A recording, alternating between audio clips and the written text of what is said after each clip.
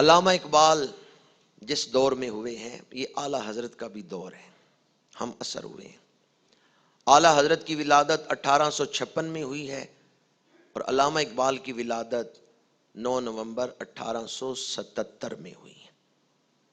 1856 میں اعلیٰ حضرت کی ولادت ہوئی اور 1877 میں علامہ اقبال کی ولادت ہوئی۔ علامہ اقبال کالجوں یونیورسٹیوں میں پڑھتے رہے، حتیٰ کہ میونخ یونیورسٹی جرمنی میں جا کے پڑھتے رہے۔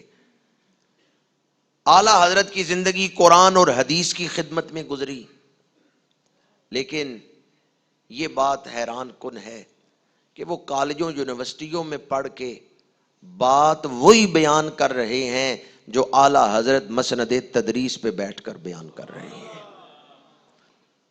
چونکہ مرکز فیض ایک تھا، اگرچہ راستے مختلف تھے لیکن منزل ایک، محبوب ایک تھا، تو پھر دونوں کے کلام میں پیغام بھی ایک ہی نظر آتا ہے۔ اعلیٰ حضرت کے سارے کلام کا، بلکہ اعلیٰ حضرت کی ساری زندگی کا پیغام یہ ہے، بس انہیں مانا انہیں جانا، نہ رکھا غیر سے کام، للہ الحمد میں دنیا سے،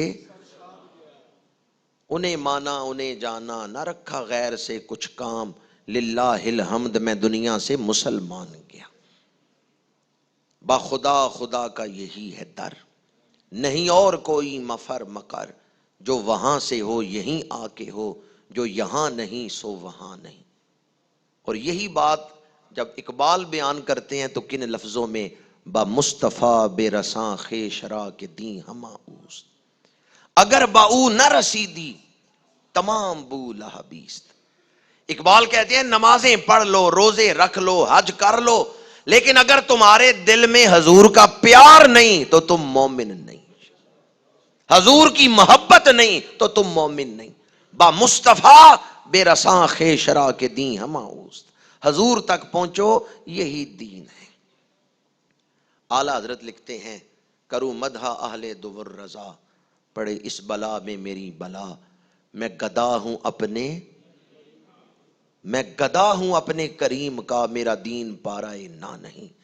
یہی بات اقبال لکھتے ہیں، فقیرم از تو خواہم ہر چہ خواہم۔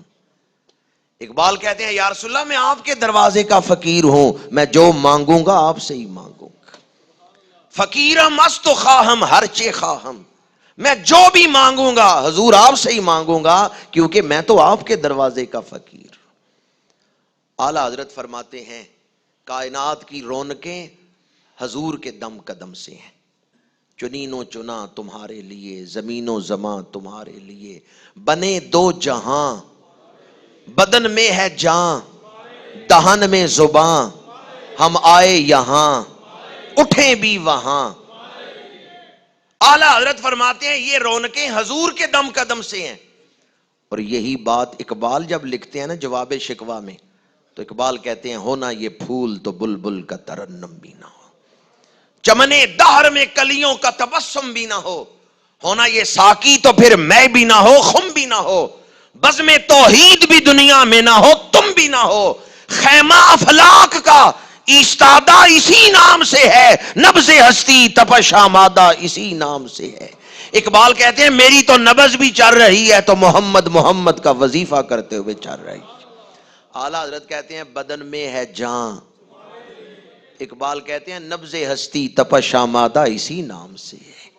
اگرچہ راستے مختلف تھے، وہ کالجوں یونیورسٹیوں میں پڑھتے رہے اور انہوں نے قرآن اور حدیث کی خدمت کی ہے، لیکن منزل ایک تھی، محبوب ایک تھا۔ اقبال صوفیاء کے پاس بیٹھتے رہے، درویشوں کی خدمت اور صحبت میں رہے، تو انہیں جب اولیاء کا فیض ملا، سینہ کھلا، اقبال کو کائنات کی حقیقت نظر آئی، تو اقبال نے بھی یہی کہا کہ کائنات کی رونقیں ہیں تو وجود مصطفیٰ کا صدقہ۔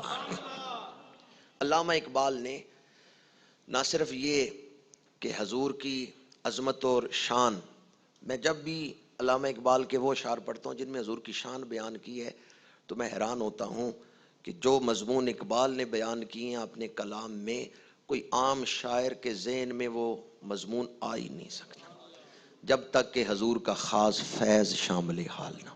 لوح بھی تو قلم بھی تو، تیرا وجود الکتاب، گنبد آبگینہ رنگ، تیرے محیط میں حباب۔ حباب کہتے ہیں بلبلے کو۔ اقبال کہتے ہیں یا رسول اللہ صلی اللہ علیہ وسلم، یہ جو نیلگوں آسمان کی کائنات ہے نا، یہ آپ کے سمندر کا ایک بلبلا ہے۔ ہمارا علم تھوڑا ہے، حضور کی شانیں بلند ہیں۔ تیری نگاہ ناز سے دونوں مراد پا گئے، عقل غیاب و جستجو عشق حضور و اضطراب۔ ایک تو